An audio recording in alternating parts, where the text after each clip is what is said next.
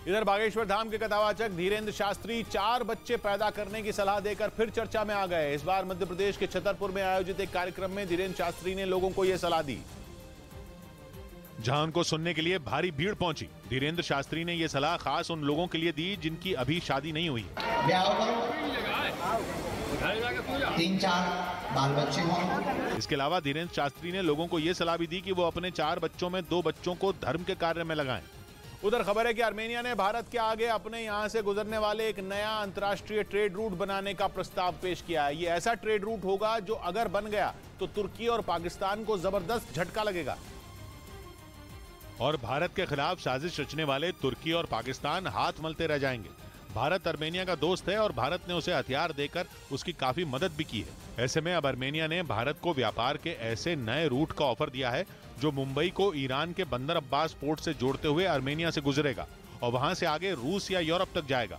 इससे आर्मेनिया के पड़ोसी अजरबैजान को बाईपास किया जा सकेगा। नागोर्नो कराबाख इलाके के लिए अजरबैजान और आर्मेनिया की जंग की गवाह तो पूरी दुनिया है।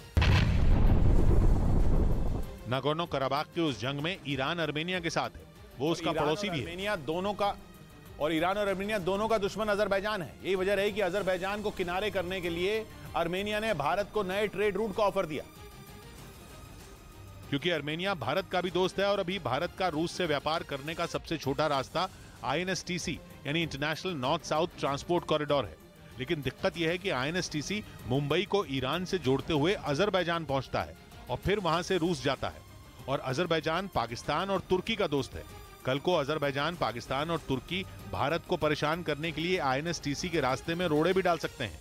ऐसे में नए रूट के जरिए भारत को अजरबैजान का मोहताज नहीं बनना पड़ेगा।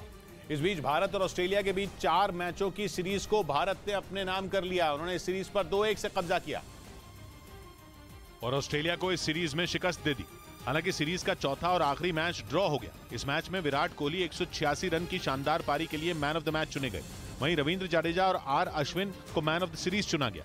उधर अमेरिका ने पिछले महीने किए अब तक के सबसे घातक युद्धाभ्यास की तस्वीरें जारी कर दी हैं। अमेरिका की सेना ने ऑस्ट्रेलिया, जापान और फ्रांस से साथ मिलकर यह ड्रिल की, जिसने चीन की चिंता बढ़ा दी।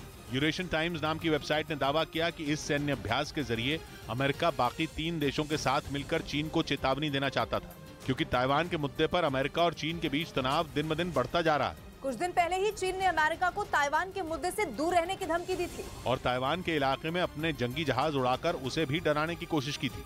यही वजह थी कि अमेरिकी वायुसेना ने जापान, ऑस्ट्रेलिया और फ्रांस के साथ मिलकर अब तक का सबसे खतरनाक सैन्य अभ्यास किया, जिसमें चारों देशों के एक से बढ़कर एक लड़ाकू विमानों ने हिस्सा लिया। अमेरिका ने दावा किया कि यह अब तक का सबसे घातक और आक्रामक सैन्य अभ्यास था, जिसका मकसद चीन की धमकियों का जवाब देना था। दावा किया गया कि इस सैन्य अभ्यास के जरिए चारों देशों की सेनाओं को खासतौर पर चीन और रूस से निपटने की ट्रेनिंग दी गई। ऐसा इसलिए क्योंकि अमेरिका को सबसे ज्यादा खतरा चीन और रूस से ही है। यही वजह थी कि अमेरिका में ऑस्ट्रेलिया, जापान और फ्रांस की वायुसेना ने मिलकर 10 से 24 फरवरी तक ड्रिल की, जिसकी तस्वीरें करीब महीने भर बाद जारी की गईं। जानकारी के मुताबिक इस सैन्य अभ्यास में चारों देशों की वायुसेनाओं ने सटीक मिसाइल हमले और दुश्मन के ठिकानों पर एयर स्ट्राइक करने की प्रैक्टिस की।